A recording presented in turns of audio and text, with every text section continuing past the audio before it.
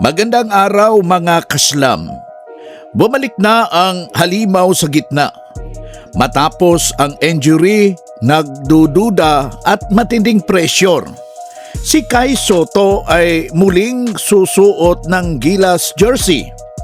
Pero ang tanong, gaano kalaki talaga ang epekto niya sa FIBA World Cup Asian Qualifiers? At bakit mismo si Coach Stamkon sobrang tiwala at excited? Alamin natin ngayon, mga kaslam.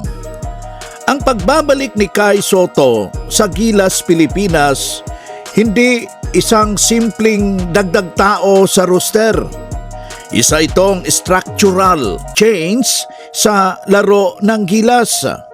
Matapos ang kanyang injury, maraming nagduda kung makakabalik pa ba siya sa dating forma. Pero sa Japan, bilig, unti-unti niyang pinatahimik ang mga kritiko. Makikita natin, nas kumpiyansang galaw, mas matibay na katawan, mas mature na laro. Hindi na siya basta-bastang proyekto. Isa siyang ready na big man para sa international level. Sa tangkad na 7'3", si Kai Sotto ay nagbibigay ng bagay na matagal nang kulang ang Gilas. Tingnan natin. Natural rim protection, rebounding, presence sa loob, interior deterrence laban sa malalakas na kalaban. Nung wala si Kai, mga kaslam, madaling pasukin ang loob, laging lugi sa rebounds, walang takot ang kalaban o guards mag-drive. Pero kapag nandyan siya, napipilitan na mag-adjust ang kalaban, mas kampante ang guards sa depensa. Tumaas ang team moral, hindi lang sa stats, at nagbibigay ni Kai control sa pintura.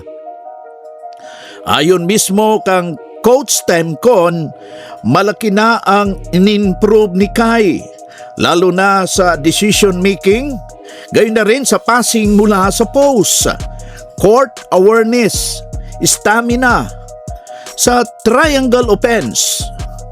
Napakalaga ng big man na marunong magbasa ng depensa, at dito nagiging valuable si Kai. Hindi na siya yung nakatayo lang sa ilalim, kung hindi marunong mag-shield, marunong pumasa palabas at marunong mag-set ng screen.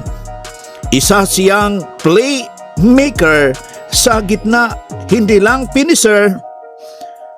Sa paparating na laban kontra New Zealand, Australia, ang presensya ni Kai ay pangharang sa driving lanes. Ito pa, pangbawas sa second chance points, pang-pressure sa kalaban, big man.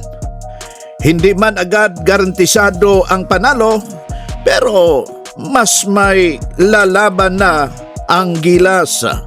At sa FIBA level, ang may big man na may presensya, may tsansa.